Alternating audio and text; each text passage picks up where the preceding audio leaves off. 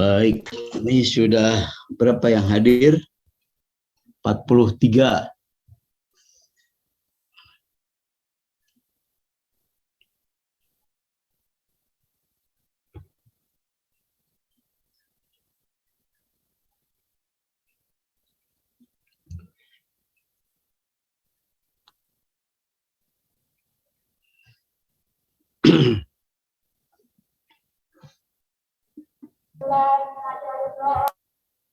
Baik, Assalamualaikum warahmatullahi wabarakatuh.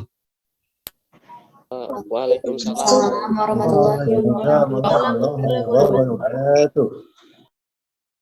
Baik, ini ternyata 4 kelas ya.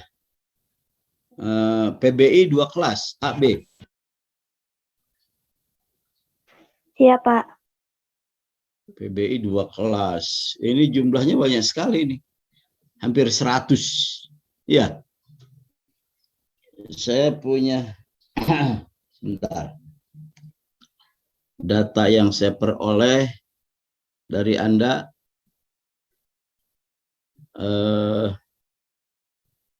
oke. Bahasa Inggris 4A berjumlah 28. Kemudian apa ini? TP 27. Kemudian ini apa ini? PLS 18 dan PBI 4B ini 23. Wah, jumlahnya lumayan. 90 lebih. Oke. Ini yang hadir sudah 56. Baik.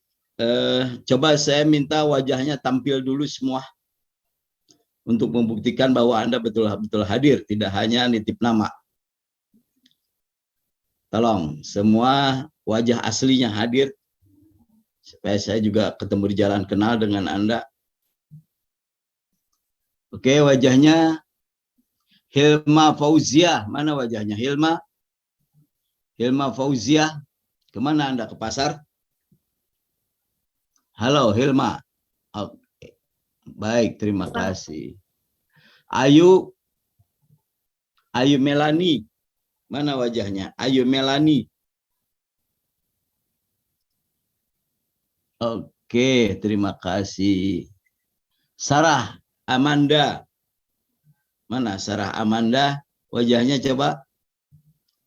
Supaya terbukti Anda betul-betul sedang kuliah. Siap untuk kuliah. Jangan cuma, oke, namanya oke. Tarik Anwar. Tarik bin Ziad. Tarik Anwar. Halo. Ya.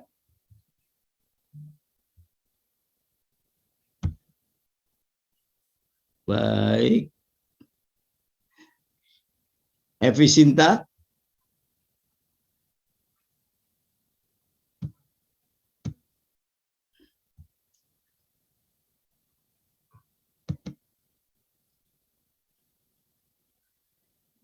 Baik, kita awali dengan basmalah. Bismillahirrahmanirrahim. Kuliah kita untuk hari ini kita sekedar pengantar. Dan nanti untuk berikutnya kita sistemnya diskusi aja dan Anda yang buat makalah.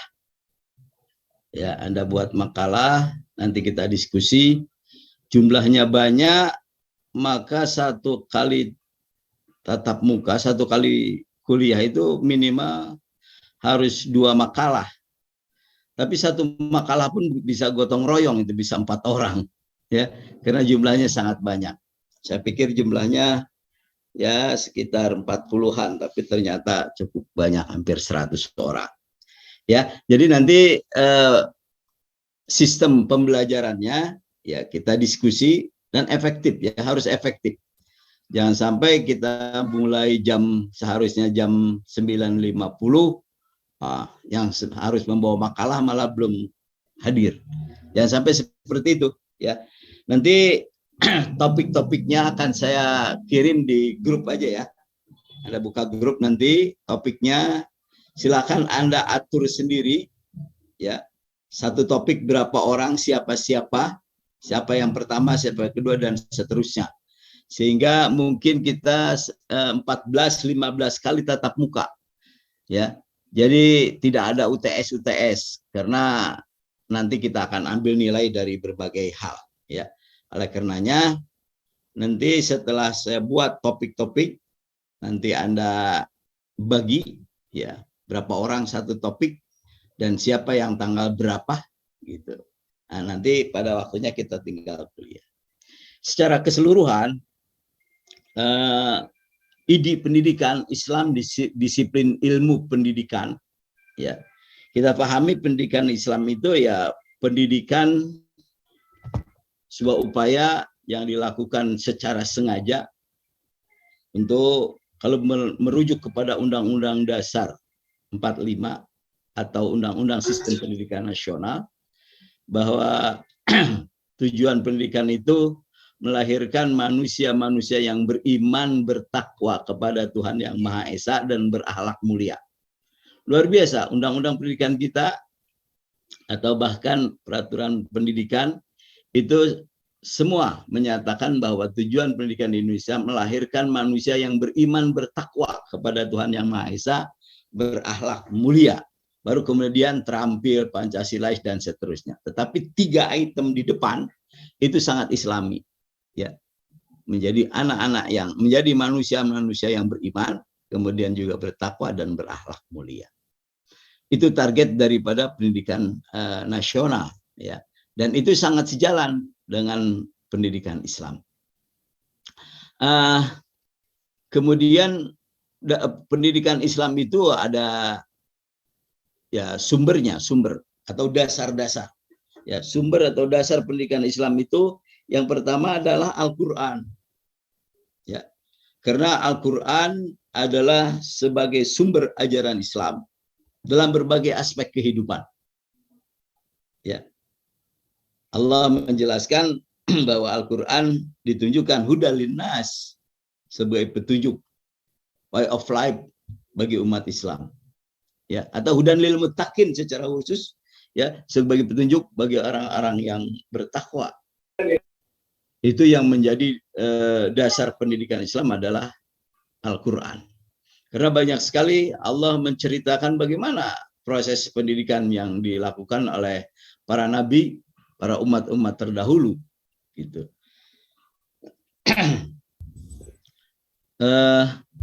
Kemudian yang kedua adalah al-hadis ya. Hadis itu sebetulnya lebih banyak menafsirkan, mengaplikasikan ayat-ayat Al-Quran.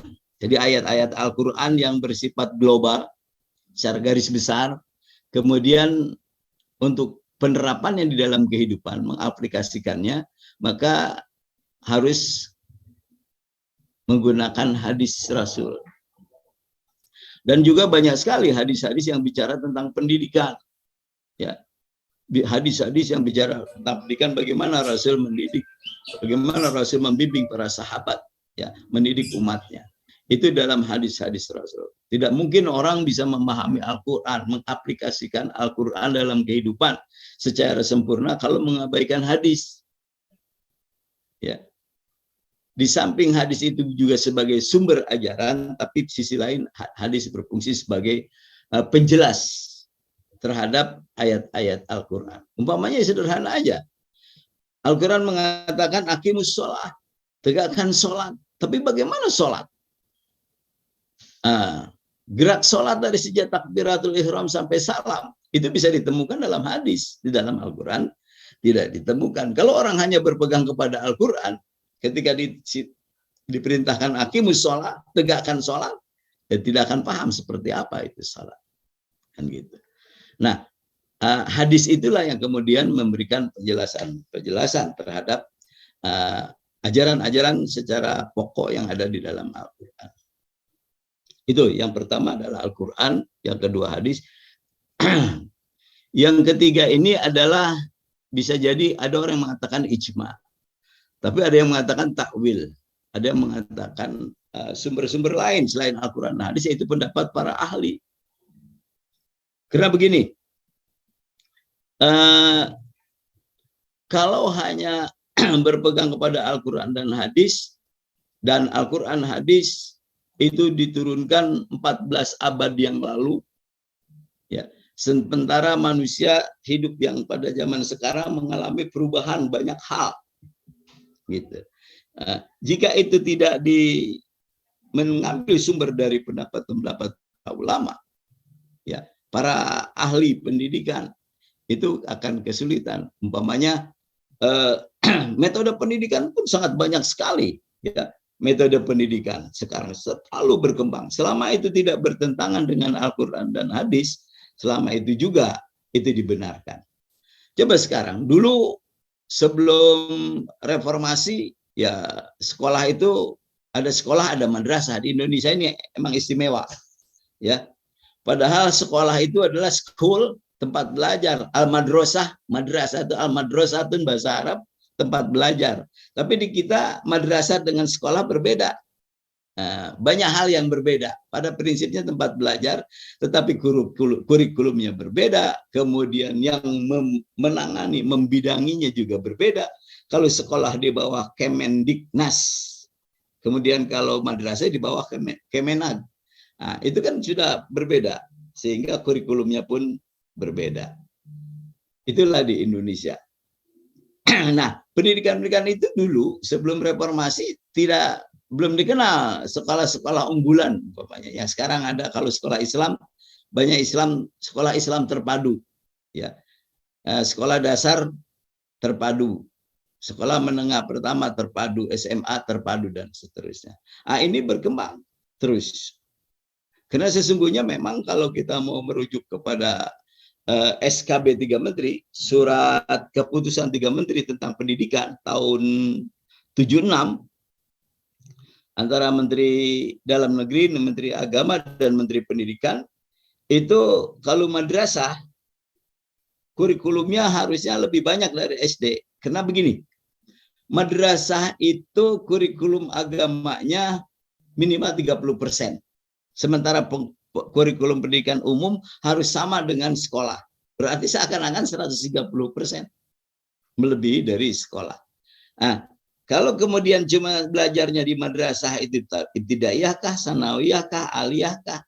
Kalau cuma sekedar masuk jam 7, keluar jam zuhur, nah itu akan kekurangan jam, karena dia kurikulumnya lebih banyak. Maka kemudian lahirlah sekolah-sekolah terpadu itu, sehingga masuk dari jam 7 keluar asar biasanya begitu. Jadi sangat banyak, panjang. Nah, kurikulum itu bisa terjangkau. Itulah pendidikan, ya. Yang pertama adalah dasar Al-Quran, hadis, dan bisa juga ijma. Nah, kemudian tujuannya tadi jelas. Tujuannya sudah hampir tujuan pendidikan Islam itu sama dengan tujuan Allah menciptakan manusia. Allah berfirman, "Wa ma khalaqtul jinna wal insa illa liya'budun." Ya, Allah menciptakan manusia, ya, Allah menciptakan manusia dengan tujuan adalah liya'budun, agar menjadi hamba yang beribadah. Nah, di dalam pendidikan pun sama. Tujuannya untuk melahirkan manusia yang beriman, bertakwa. Iman dan takwa itu ketundukan kepada Allah, ya. Akhlak mulia juga sebagai perwujudan daripada ibadah kepada Allah, tetapi melalui proses dengan alam semesta, ya. Akhlak mulia itu akhlak terhadap Allah, akhlak terhadap sesama manusia, juga akhlak terhadap alam semesta. Nah, itu makanya akhlakul karimah itu suatu hal yang luar biasa. Kemudian yang setelah jelas tujuannya, jelas dasarnya, maka kurikulum. Kurikulum disusun harus sesuai dengan tujuan.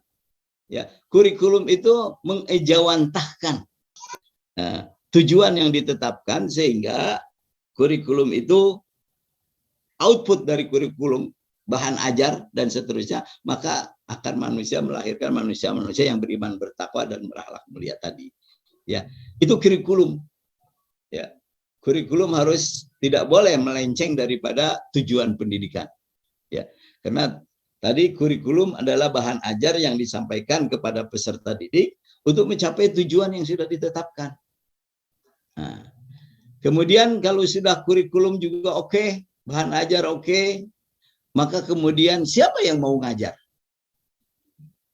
Nah, kalau siapa yang mau ngajar, pertanyaannya adalah pendidik. Ya. Pendidik dalam Islam itu siapa? Ya, pendidik dalam Islam ya mau tidak mau kalau bicara tentang Islam ya harus orang Islam pendidik itu. Tidak mungkin orang non-Muslim mengajar tentang Islam. Sama juga nanti ada orang yang belum menikah menasihati orang yang berkeluarga, menasihati mengurus anak, mengurus istri, padahal nikah pun belum. Jadi orang orientalis, orang-orang yang mempelajari, mengkaji Islam secara keilmuan, gitu. Tetapi dia tidak mempraktekkan tentang Islam, ya tidak mungkin dia bisa mengajar tentang Islam secara baik dan benar. Jadi siapa pendidik itu? Yang pertama. Yang kedua, kualifikasinya. Sekarang kan kualifikasi pendidik sekolah dari sejak TK atau bahkan PAUD sampai kepada SLA, ya minimal sarjana.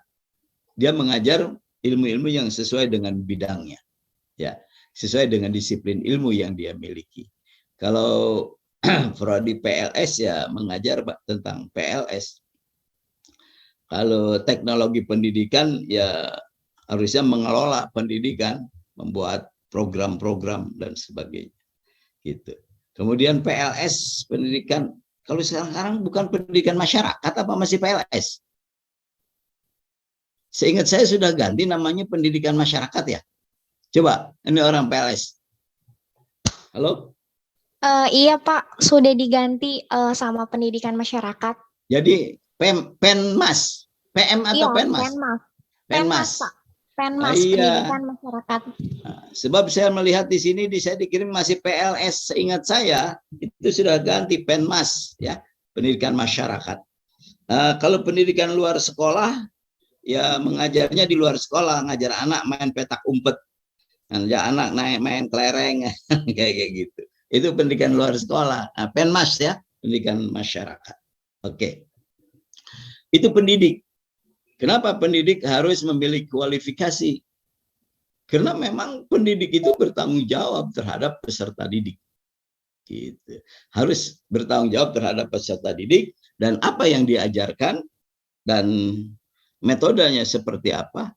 Karena pengalaman guru itu di dalam mengajar antara guru yang berpengalaman dengan guru yang belum berpengalaman itu biasanya bedanya sedikit. Kalau beda guru yang berpengalaman tidak pernah dia kekurangan kelebihan waktu. Tapi kalau guru yang baru mulai mengajar, apalagi praktikum, Anda nanti praktikum mengajar, itu biasanya waktunya kelebihan waktu. Nggak habis-habis nih waktu nih, padahal sudah keringatan, sudah segala macam gitu. Tapi kalau guru yang sudah berpengalaman, mereka memiliki kualifikasi yang cukup, ya tidak pernah dia kelebihan waktu. Kenapa? Karena ketika mengajar bisa menginterpretasikan, menerjemahkan hal-hal yang mereka sampaikan dengan ilustrasi-ilustrasi yang banyak, karena atas dasar pengalaman. Ya, itu makanya guru harus memiliki kompetensi. Ya, kompetensi yang memadai. Itu ada persyaratan-persyaratan nanti. Persyaratan guru, mereka harus memiliki kompetensi keilmuan, kompetensi psikologis, kompetensi sosiologis dan sebagainya. Ya, jadi guru itu harus memiliki kompetensi dan guru itu harus profesional. Ya, harus profesional. Sehingga dia bisa bertanggung jawab terhadap apa yang dia kerjakan. Nah, kalau gurunya sudah oke, siapa peserta didiknya? Nah, maka peserta didik itu siapa dan targetnya untuk apa? Peserta didik dalam pendidikan formal, baik sekolah maupun madrasah, ada batasan-batasan, ada batasan usia, ya, ada batasan kemampuan, gitu. Berbeda dengan pendidikan non formal. Nah, Penmas itu Penmas itu nanti bisa jadi di masyarakat dia mengajar emak-emak atau mengajar bapak-bapak gitu. Peserta didiknya lebih tua ketimbang dari para pendidiknya karena Penmas, pendidikan masyarakat. Nah, saya agak ini nih di Kabupaten Bogor saya ingin jelaskan informasi ini. Karena saya sekarang agak banyak mengikuti perkembangan di Kabupaten Bogor. Di Kabupaten Bogor yang posisinya Kabupaten Bogor itu sekarang berbatasan dengan ibu kota negara Jakarta, ya, tingkat lama pendidikan rata-rata lama belajar masyarakat Kabupaten Bogor itu baru 8,3 tahun. 8,3 tahun. Artinya baru kelas 3 SMP. Ya, baru kelas 3 SMP. Padahal Undang-Undang Pendidikan tahun 2016 kalau tidak salah. 2016 itu menetapkan wajib belajar 9 tahun. Wajib belajar 9 tahun. Ya. Jadi masyarakat Indonesia itu minimal pendidikannya adalah 9 tahun SMP. Padahal itu tahun 2016. Kalau sekarang berarti sudah berapa tahun? 16 tahun. Ya, 2016. 15 tahun. Jadi di Kabupaten Bogor 15 tahun itu baru naik 2,3 tahun. Ini lambat sekali. Makanya tidak mungkin kalau hanya mengandalkan pendidikan formal untuk meningkatkan secara cepat tingkat pendidikan masyarakat Kabupaten Bogor. Maka harus ada Penmas. Ya. Paket ABC itu kan Penmas sebetulnya. Bukan pendidikan formal, pendidikan yang dikelola oleh masyarakat sebetulnya. Penmas itu baru bisa dilaksanakan. Dan Penmas itu paket ABC, ya paket A mungkin tidak perlu karena hampir rata-rata tamat SD itu tamat. Paling paket C dan B, SMP, SMA, sanawiyah, aliyah, gitu.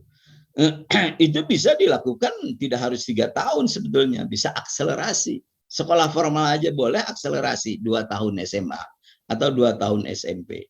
Itu juga bisa. Itu kalau bisa dilaksanakan secara serempak akan bisa meningkatkan rata-rata lama belajar, lama sekolah, RLS. Kalau Kota Bogor itu sudah bagus. Kota Bogor itu sudah 8, sekian tahun. Sudah kelas 3 SMA. Kelas 3 aliyah kalau Kota Bogor. Kabupaten Bogor ini baru naik kelas 3 SMP. Gitu. Ini padahal kaitan antara pendidikan dengan tingkat kesejahteraan hidup itu lebih erat sekali.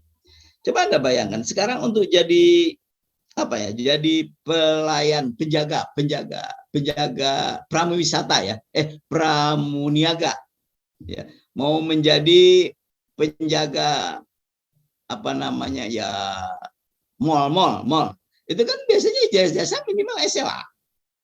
Nah, kalau mereka baru SMP kelas 3, itu gimana mau mereka bisa kerja? Gitu kan. Nah, itu kondisinya yang ada di Bogor.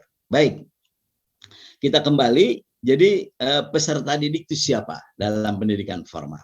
Ya, ada dasar-dasar prinsip-prinsip tertentu yang harus dipelajari. Nah, kalau sudah oke, ya sudah oke itu baru masuk kepada metode. Metodenya metode apa? Ya, terkadang guru yang belum berpengalaman itu materi dengan metode tidak klop, tidak matching gitu ya. Jadi sehingga sulit dipahami oleh siswa gitu. Metode yang sebanyak itu harusnya dipahami, diterapkan di dalam proses pengajaran. Umpamanya gini, belajar tentang wudhu. Kalau tujuannya agar siswa dapat menghafal rukun dan sunnah wudhu.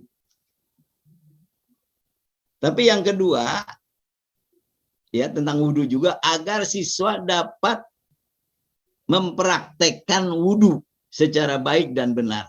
Itu kan metodenya berbeda, padahal sama-sama tentang wudhu. Tetapi karena tujuan yang dicapainya berbeda, maka metodenya pun yang diterapkan harus berbeda. Ini yang dibutuhkan pemahaman oleh para guru ke depan. Ya, sehingga guru yang baik itu guru yang kreatif. Ketika sekolah memiliki nanti alat peraga atau media, ya bisa digunakan. Jika tidak, guru harus pandai menciptakan media. Saya dulu ketika sekolah SD, di SD dulu, itu padahal di sekeliling sekolah banyak pohon, antara lain pohon pisang. Bahan pohon pisang itu kebun sekolah sebetulnya. Ketika guru mengajar tentang ilmu hayat, dulu namanya ilmu hayat, ya tentang tumbuh-tumbuhan. Nah, guru menjelaskan tentang pohon pisang. Pohon pisang batangnya batang semu, terus segala macam gitu.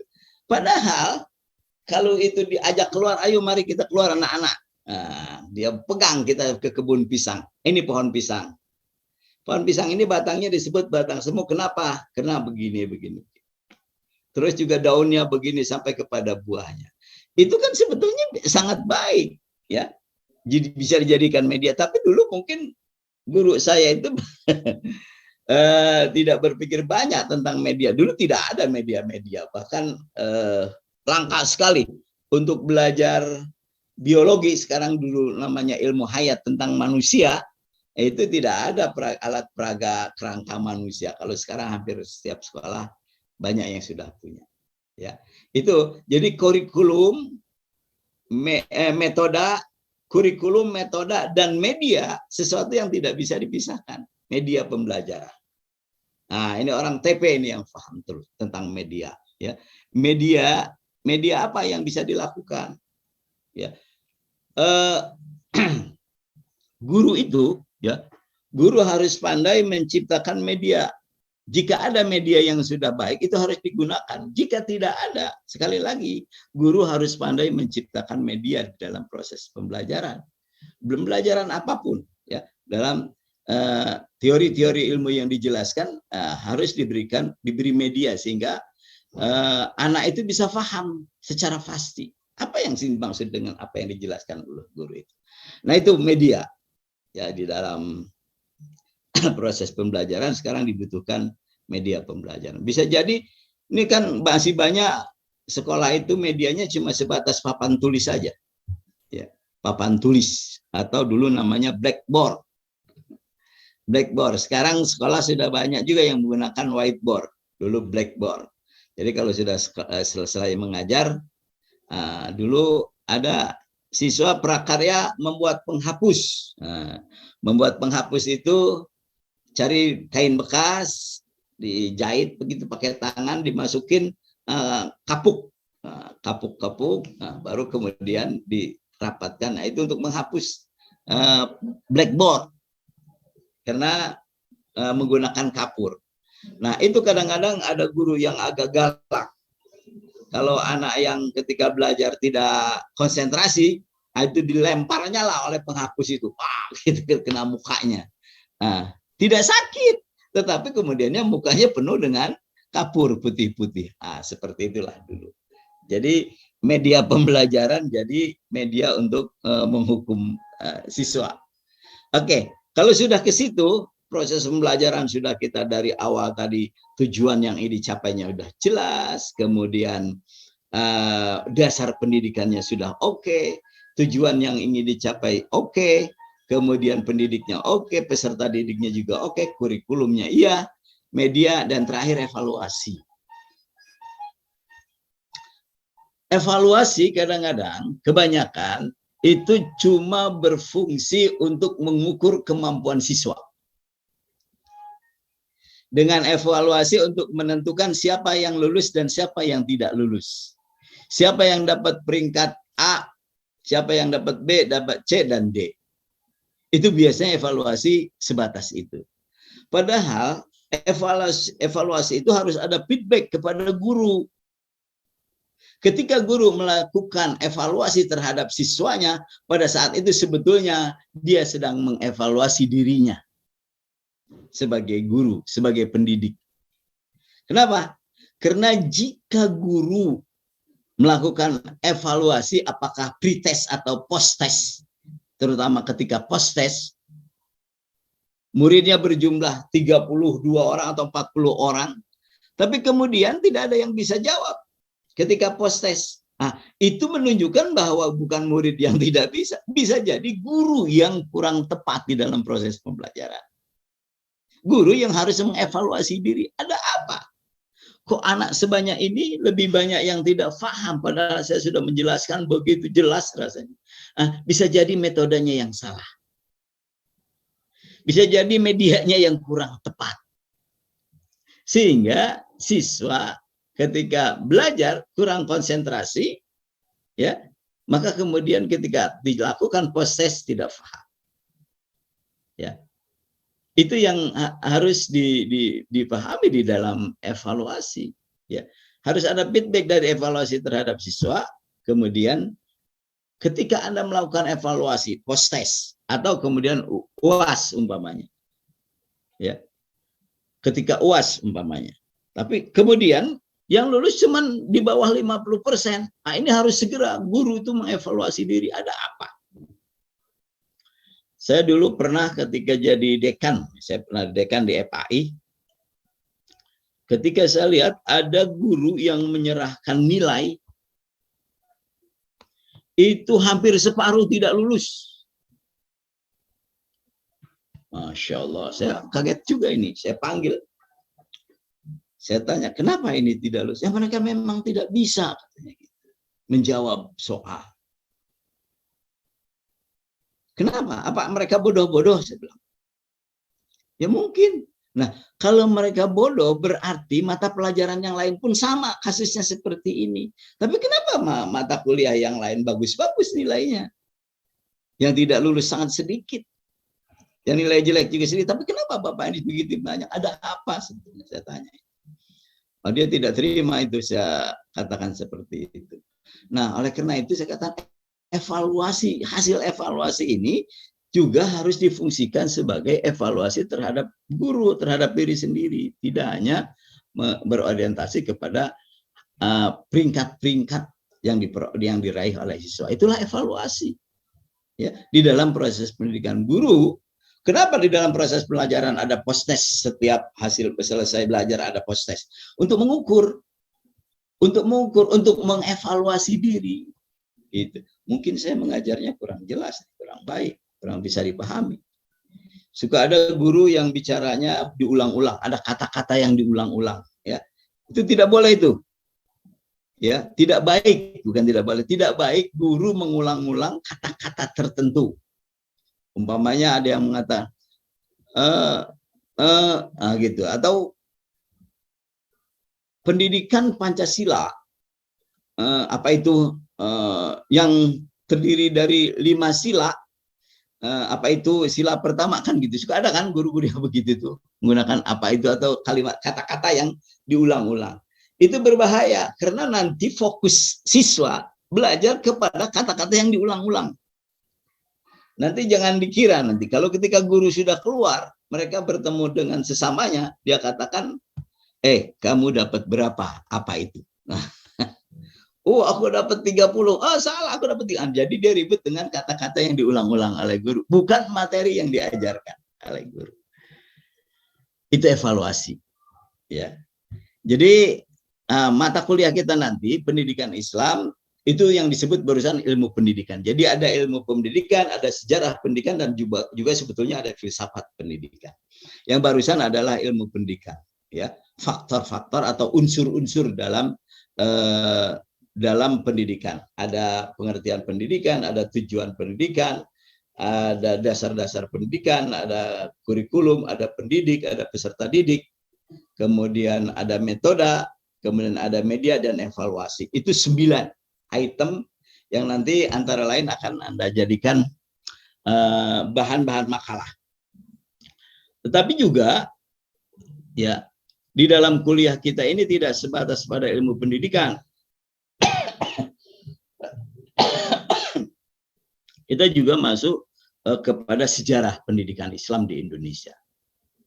Indonesia ini negara yang berpenduduk Islam terbanyak di dunia.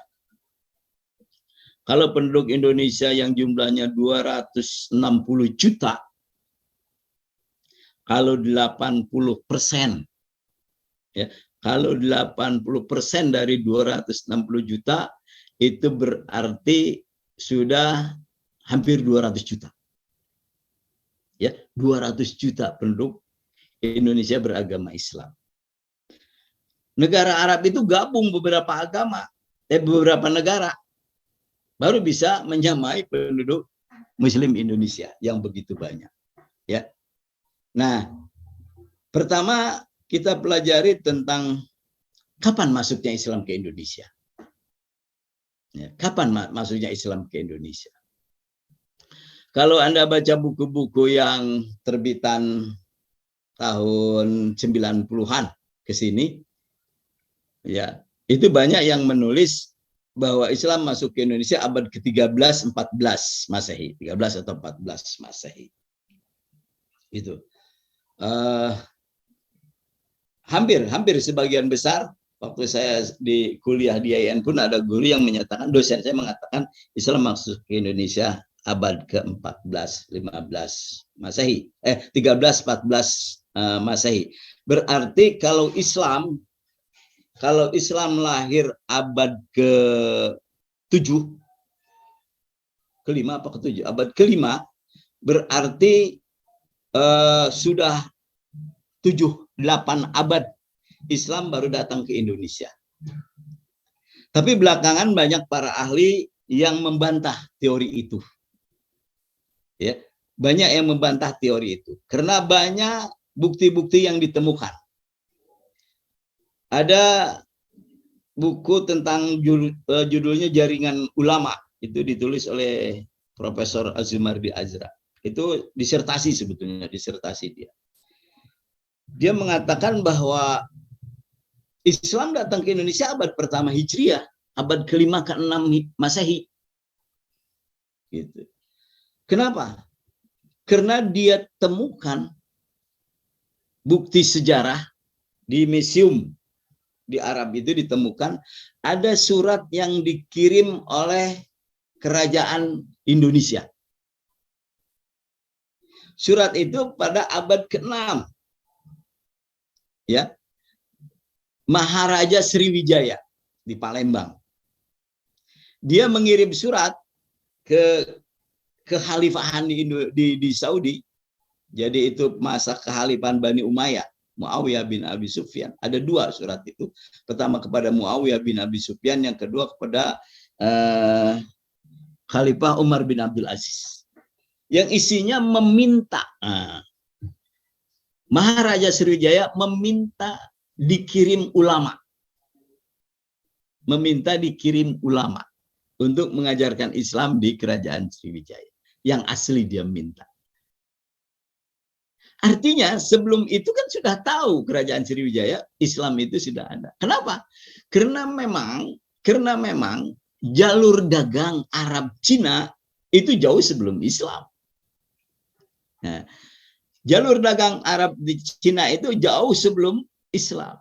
Dan mereka menggunakan jalur laut itu biasanya menyeberangi Sungai Baga. Sungai Baga itu ternyata Sungai Musi.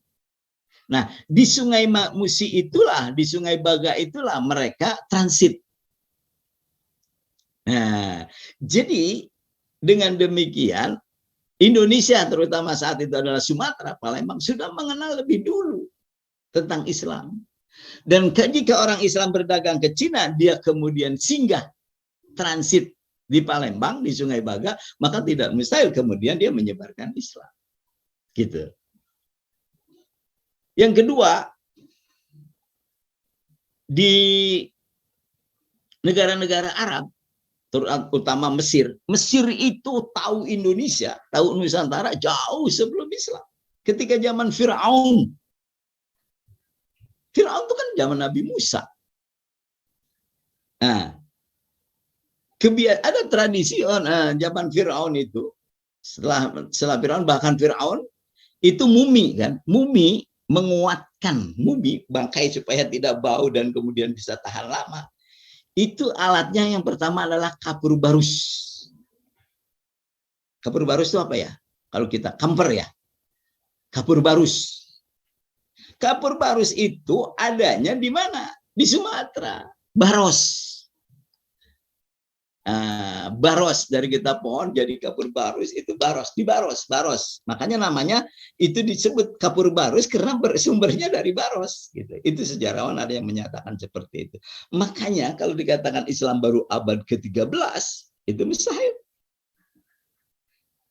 Gitu. Karena hubungan dagang antara Cina dengan Arab itu sudah lama dan transitnya adalah di Sumatera. Itu tadi. Sehingga bahkan ditemukan surat tadi dari Maharaja Sriwijaya yang ditujukan kepada Khalifah Muawiyah bin Abu Sufyan untuk minta dikirim ulama. Bahkan di Baros itu sudah ada kerajaan Islam pada abad ke-11 Hijriah, ke-11 Masehi. Mustahil kan? Kerajaan Islam di Baros itu pada abad ke-11 Masehi sudah ada. Masa Islam baru datang abad ke-13 untuk menjadi sebuah kerajaan atas dasar agama apapun, itu prosesnya lama. Baru bisa jadi kerajaan Islam jika penduduknya mayoritas Muslim. Untuk sejak masuk Islam sampai ke menjadi mayoritas itu membutuhkan waktu yang lama. Jadi ini terbantah kalau dikatakan Islam masuk abad ke-13 dan 14. Nah, justru Islam masuk ke Indonesia pada abad pertama Hijriah. Ya, pada abad ke-6 Masehi sudah datang ke Indonesia. Dengan bukti-bukti yang banyak sekali bisa dibuktikan. Di Aceh umpamanya. Di Aceh itu ada kerajaan Islam. Di Samudra Pasai. Nah, ada yang mengatakan Samudra Pasai itu dari kata Persia. Gitu. Karena yang Islam datang ke Aceh itu dari Persia, Syiah. Makanya di Aceh itu ada orang-orang Aceh tertentu, atau di Padang bahkan ada tradisi tabui. Tabui itu tanggal 10 Muharram memukul-mukul badan. Itu kan tradisi orang-orang Syiah. Jadi seperti itu. Meskipun memang Islam datang ke Indonesia bukan dibawa oleh para penguasa, oleh tentara. Seperti Islam yang datang ke Afrika, ke Mesir, ke Irak, ya, kemudian ke Afrika yang lainnya, ya, sampai ke Sudan dan seterusnya. Itu memang yang mengembangkan Islam ke sana adalah pasukan, tentara, sehingga mereka menjadi wilayah-wilayah di bawah kekuasaan kekhalifahan Islam. Gitu. Nah, kalau ke Indonesia yang datang adalah ulama. Kalau yang datangnya ulama, Islam berkembang secara adaptatif. Makanya Islam di Indonesia ini banyak sekali bergaul, berasimilasi dengan tradisi, dengan kebudayaan Indonesia. Coba, di negara-negara Arab tidak dikenal ketika orang meninggal, itu ada tahlilan, kemudian ada selamatan 3 hari, 7 hari, seminggu, terakhir ada haul tahunan. Itu kan tradisi berhubungan dengan tradisi umat-umat Hindu dulu, gitu. Cuma kemudian diislamkan tradisi itu. Sama juga kalau di kampung ada orang yang hamil pertama 7 bulan, sekarang 4 bulan. Nah, itu kan bukan tradisi Islam. Islam tidak mengenal itu. Nah, tapi kemudian acaranya tidak dihilangkan, tapi diisi dengan Islamisasi. Umpamanya orang ketika upacara itu baca surat Yusuf supaya anaknya kayak ganteng kayak Nabi Yusuf. Padahal ibunya hitam, bapaknya keling, anaknya pengen kayak Nabi Yusuf. Nah, tapi maksudnya akhlaknya. Dibacakan surat Maryam dengan harapan bisa menjadi seperti Maryam, kesalehannya, ya, kesalehannya, dan seterusnya. Itu adalah tradisi-tradisi yang diislamkan, ya, dan itu sebetulnya tidak bersumber asli dari Islam. Itulah Islam, karena Islam ke Indonesia karena dibawa oleh para ulama yang beradaptasi dengan tradisi, kalau sekarang dibilang kearifan lokal.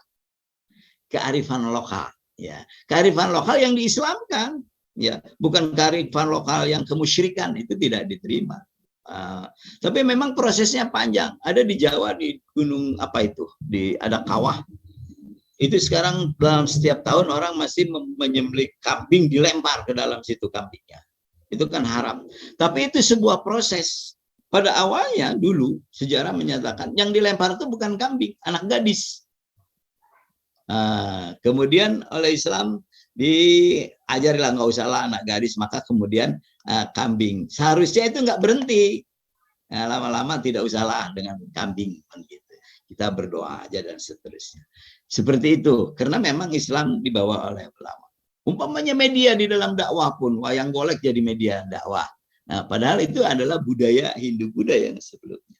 Itu Islam datang ke Indonesia sesungguhnya pada awal tahun kelahiran Islam, pada abad pertama dan kedua Hijriah, Islam sudah masuk ke Indonesia.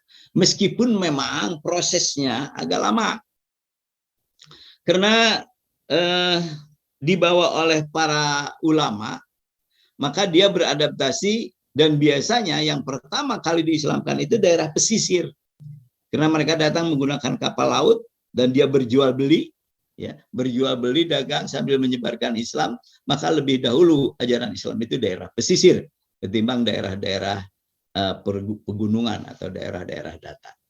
Itu Islam datang ke Indonesia dan terus menerus bertingkat. Ada dulu, ya saya katakan dulu, dikatakan sewaktu saya sekolah di PGA itu ada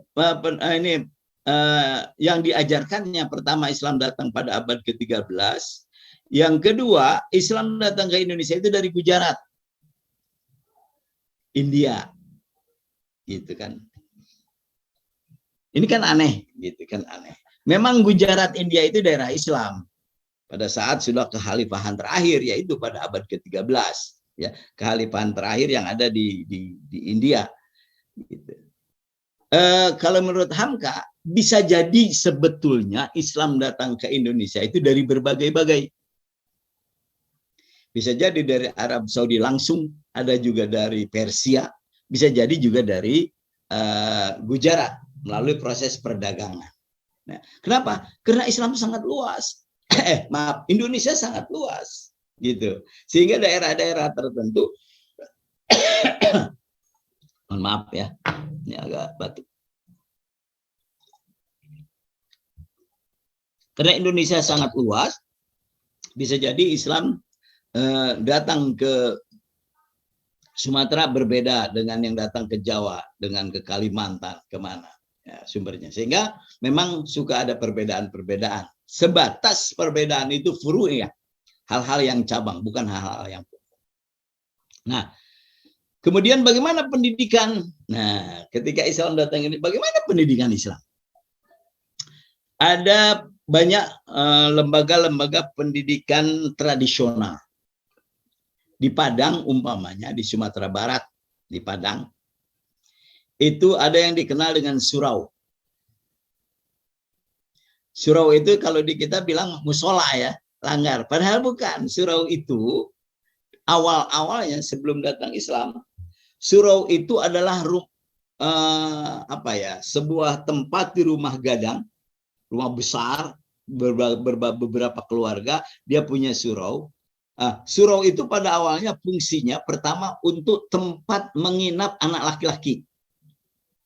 Gitu. Karena di Padang itu anak laki-laki tidak disiapkan kamar di rumahnya. Dia yang punya kamar itu hanya anak-anak perempuan.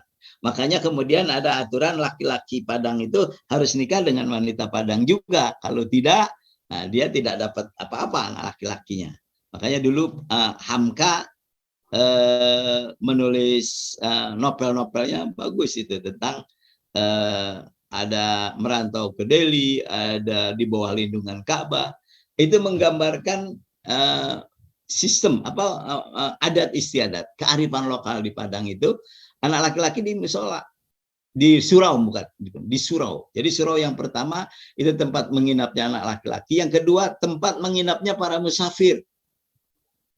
Nah, musafir dulu banyak sekali musafir. Nah, sekarang sudah jarang ditemukan. Dalam Islam itu musafir dihargai betul. Makanya salah satu mustahik orang yang berhak menerima zakat itu adalah musafir. Yang ketiga, tempat bermusyawarahnya para ninik mama. Karena di Padang itu kalau mau menikah pun yang menentukan bukan ibu bapaknya, tapi para ninik mama. Itulah surau. Ketika Islam datang, maka surau itu menjadi tempat yang paling strategis untuk mengajarkan Islam. Kenapa? Terutama anak laki-laki itu sudah kalau menjelang maghrib sudah masuk ke surau. Nah, mereka menjelang maghrib sudah kemudian sholat, ya, diajarkan tentang Islam, ya, itu di surau. Jadi surau berubah fungsinya tidak hanya sekedar tempat nginap laki-laki dan menampung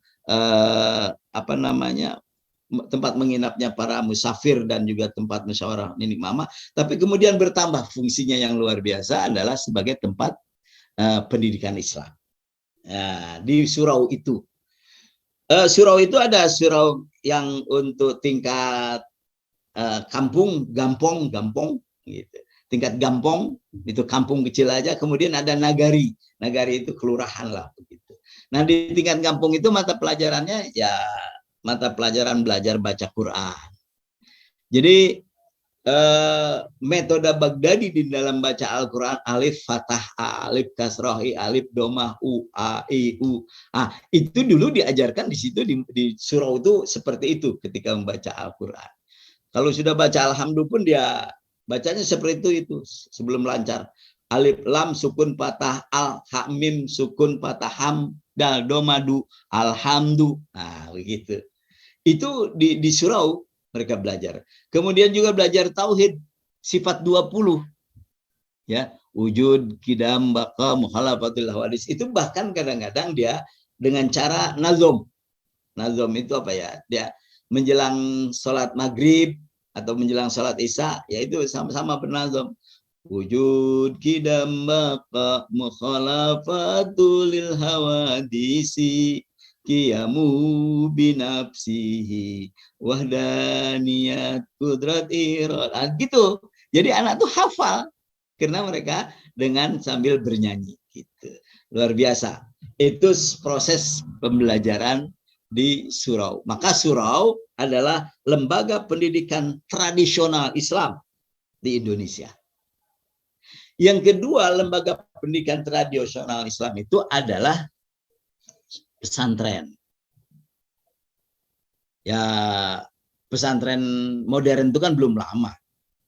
Ya, baru tahun 1900-an lah begitu. Gontor yang mengawali 1900 sebelum merdeka sih. Ya, Gontor yang mengawali awal-awal menjelang merdeka itu. Gontor mengawali pendidikan modern. Sebelumnya itu pesantren-pesantren tradisional. Ya. Di dalam pesantren tradisional itu juga sama, ada tingkatan-tingkatan. Ada anak yang tingkatan awal baca Al-Quran, gitu. Kemudian sampai tingkat yang lebih tinggi. Mereka tidak mengenal klasikal.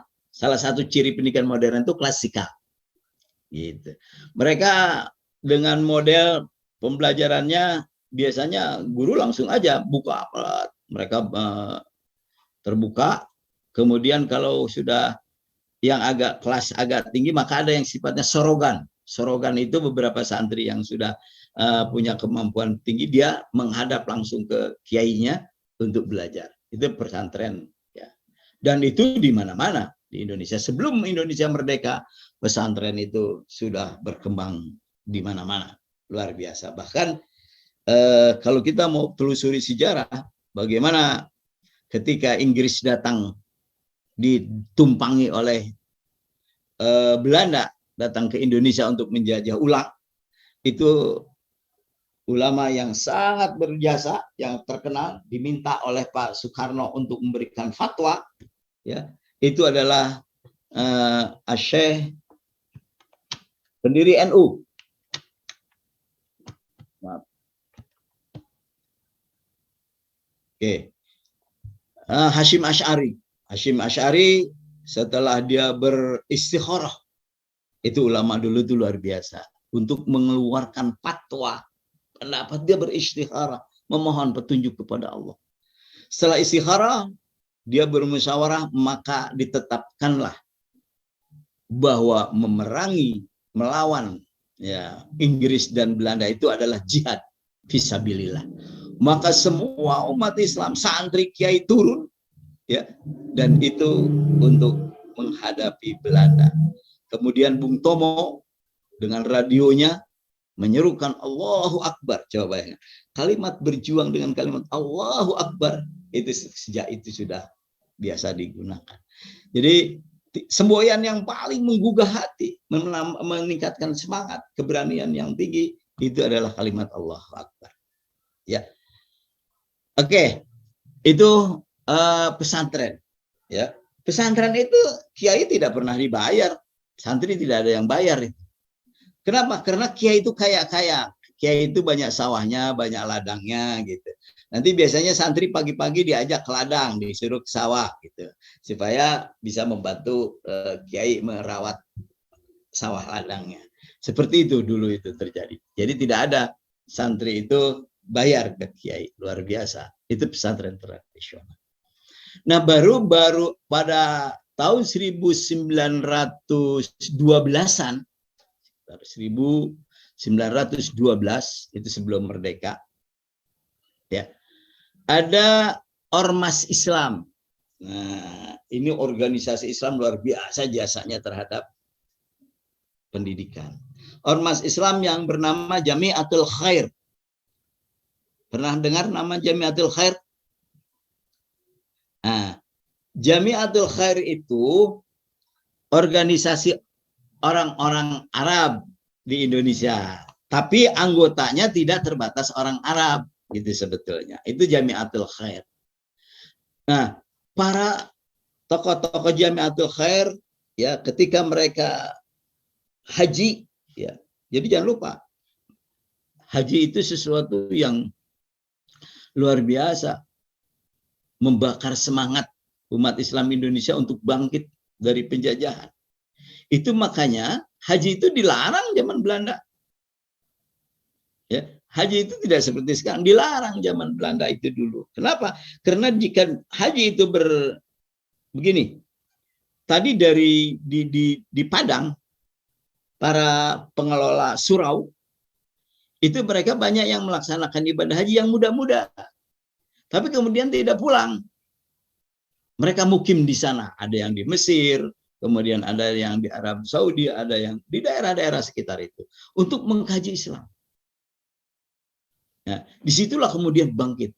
Makanya kemudian di Padang itu ada yang namanya Harimaunan Salapan.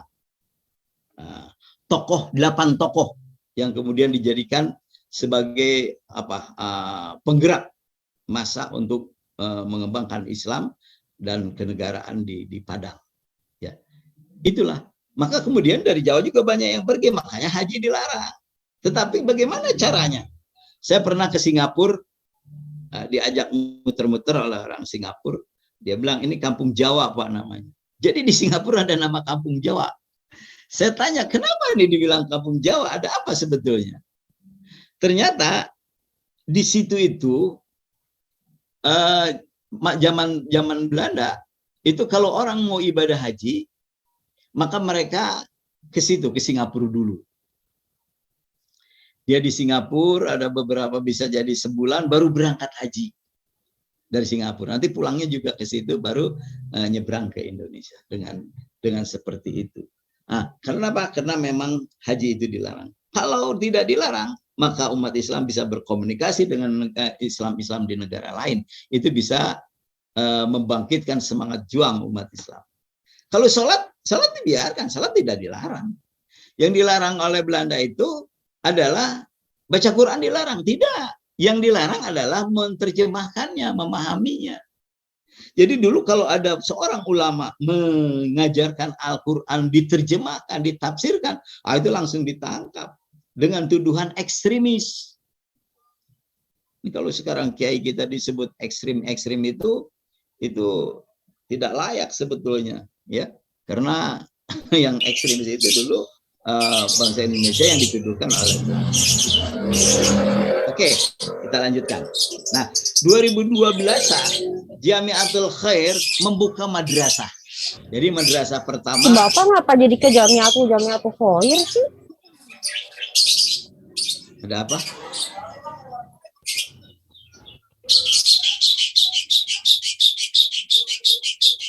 Halo, ini ada apa nih? Suara apa nih?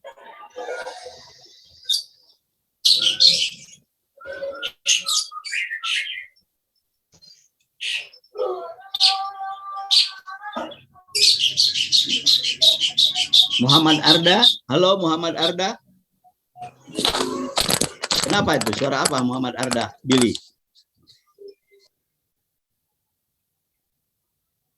Oke. Ya Pak. Kenapa tadi ada suara apa burung? Itu? Oh, suara burung. Banyak burung Anda. Maaf lupa di mute. Iya. Oke. Baik. Kita lanjutkan. Ya, jadi 1912-an 1912 maaf 1912 Jamiatul Khair membuka madrasah. Bahkan dia sempat mendatangkan guru dari Sudan. Ya, guru dari Sudan, guru yang mengajarkan tentang keislaman secara baik. Baru kemudian diikuti oleh Muhammadiyah, diikuti oleh NU, diikuti oleh PUI, diikuti oleh Persis, ya, diikuti oleh apa yang di Banten itu, lupa saya namanya. Jadi ormas-ormas Islam itu mengembangkan pendidikan, ya, dengan wadahnya madrasah luar biasa. Sebelum Indonesia merdeka dia sudah bergerak. Ketika Indonesia merdeka, Menteri Pendidikannya adalah Ki Hajar Dewantara. Ki Hajar Dewantara adalah seorang nasionalis, tapi sekuler. Ya, makanya kemudian madrasah tidak masuk ke dalam sistem pendidikan nasional. Madrasah tidak diakui sebagai bagian dari pendidikan nasional. Padahal ketika belum merdeka, madrasah itu lembaga pendidikan yang didirikan langsung dan dikelola oleh Bumi Putra, sementara sekolah, ya, mulo, sekolah dasar, itu adalah didirikan dan dikelola oleh Belanda, oleh penjajah. Atas dasar penjajah membuka sekolah SD sampai SMP, ya, itu dalihnya adalah balas budi, politik balas budi terhadap rakyat Indonesia. Padahal bukan itu.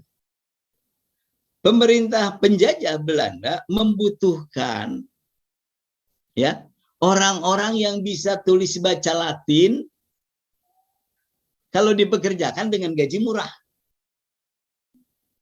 Umpamanya sekretaris di desa, kemudian tukang mengantar surat kantor pos, gitu kan?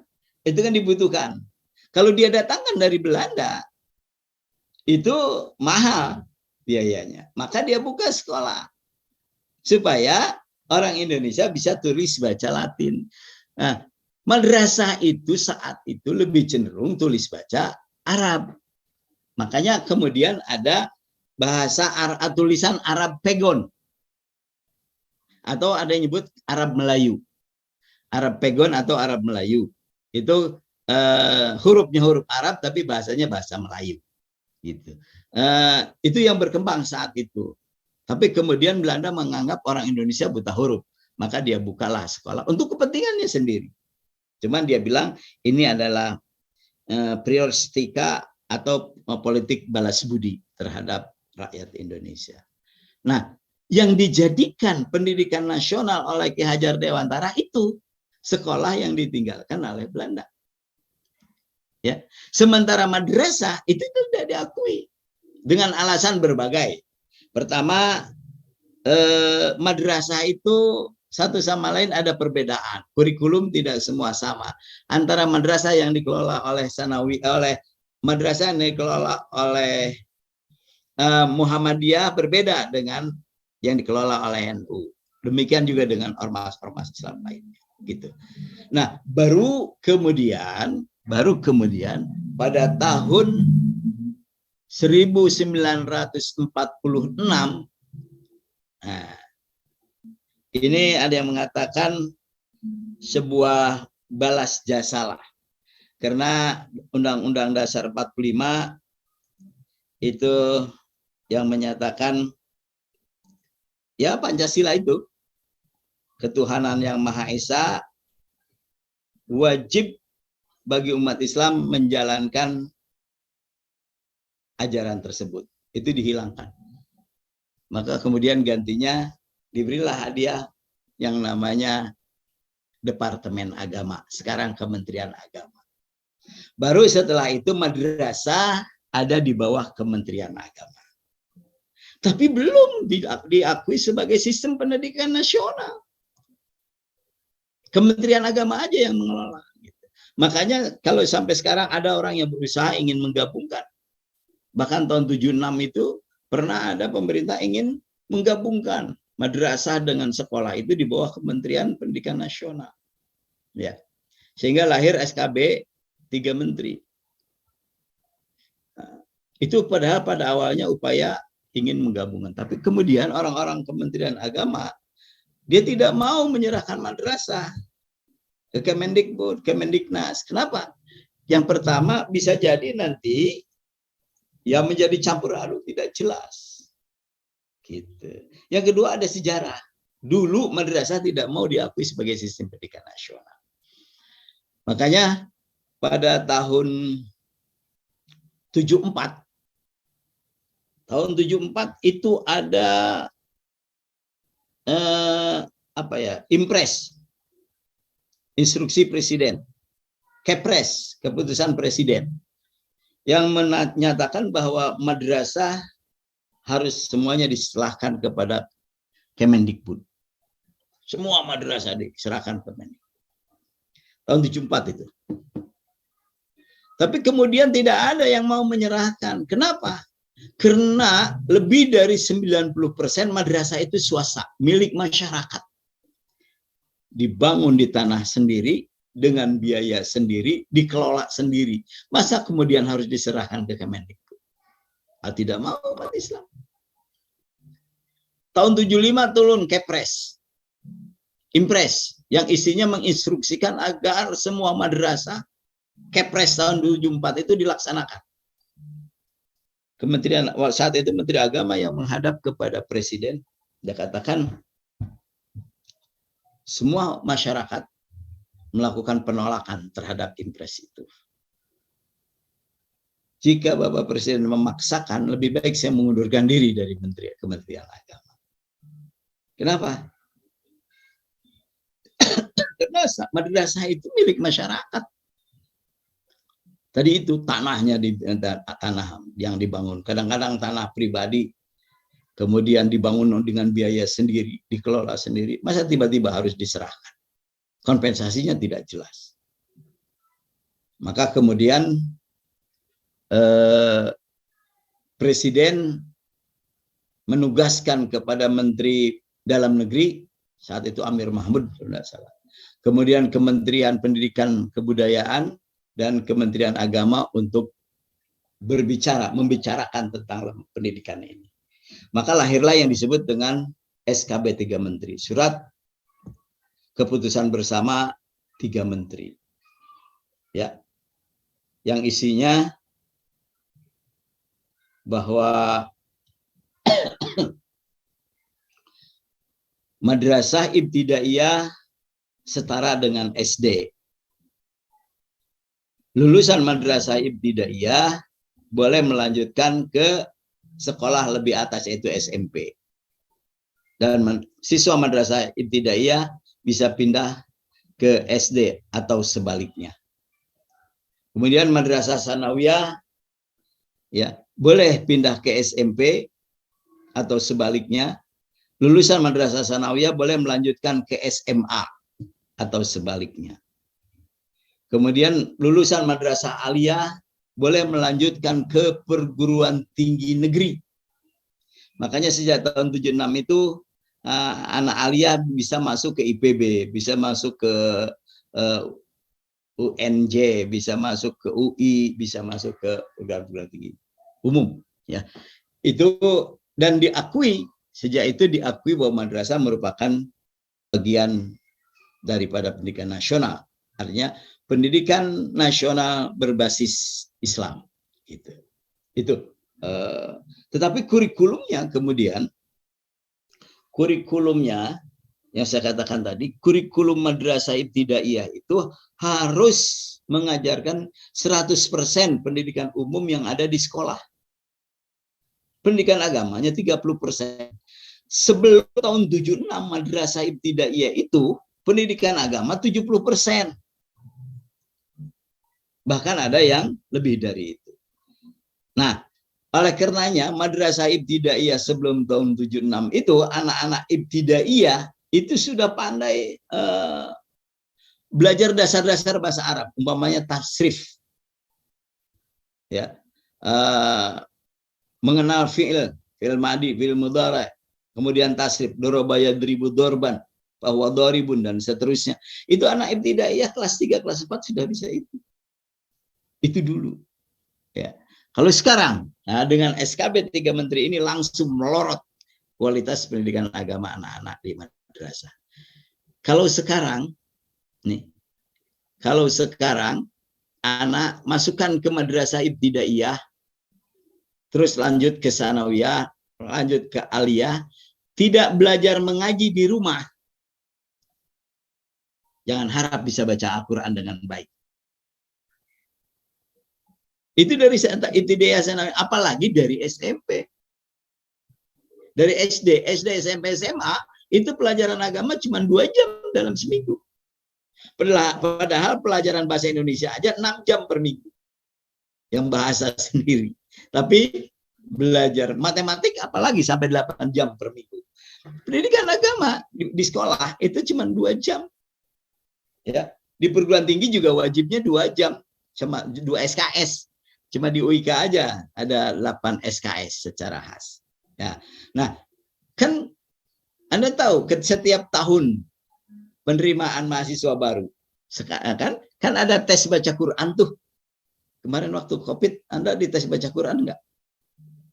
Nah, itu dari calon mahasiswa kita, ya, yang bisa baca Al-Quran baik dan benar itu ya 40%, 60% itu belum sempurna, belum baik. Makanya harus ada belajar baca Al-Quran sesungguhnya. Nanti bisa dikembangkan. Gitu. Ya, jadi itu madrasah.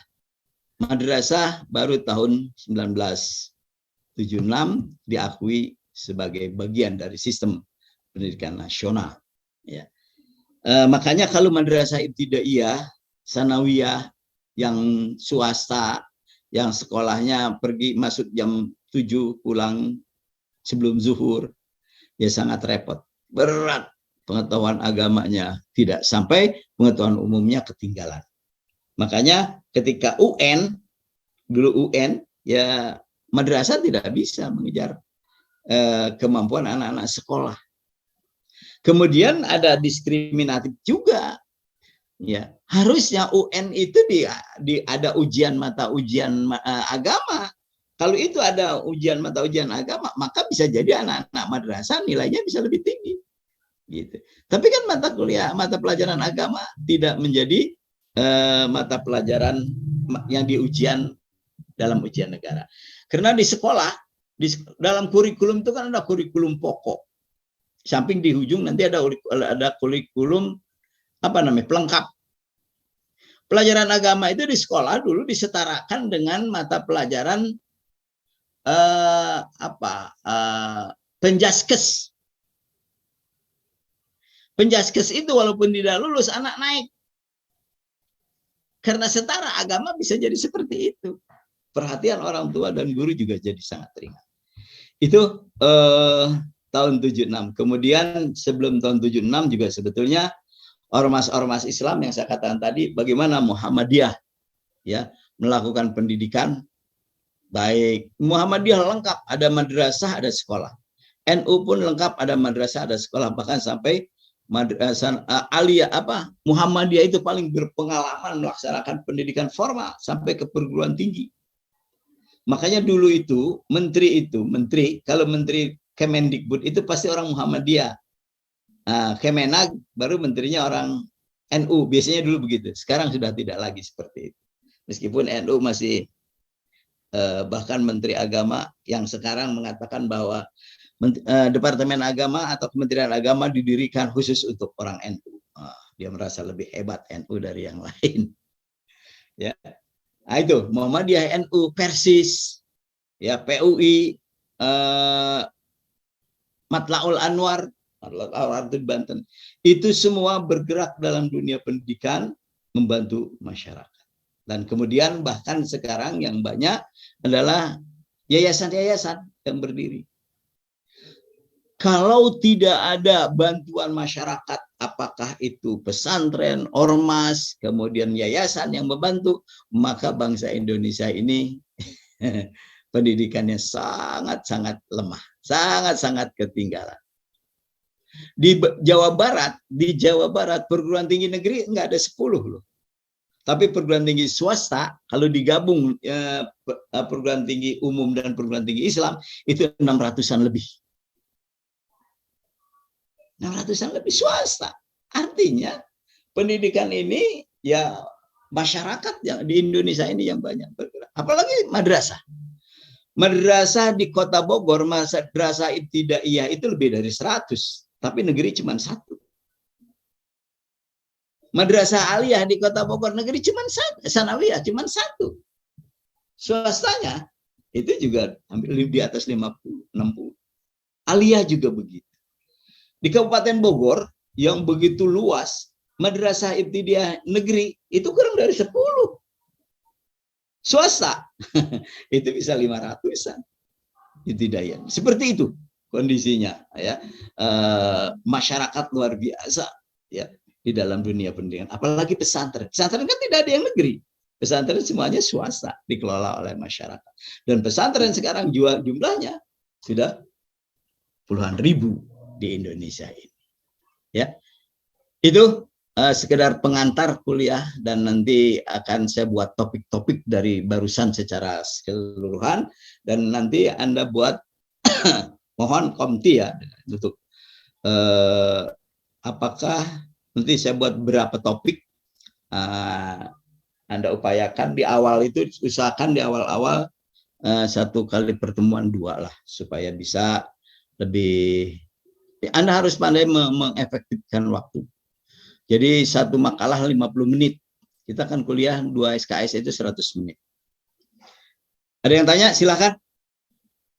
Sebelum kita akhiri kuliah hari ini.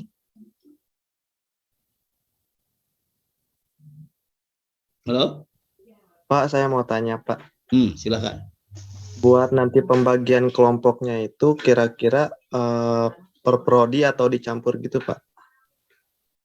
Bebas. Kalau Anda merasa per prodi lebih efektif, lebih gampang dihubungi, silakan.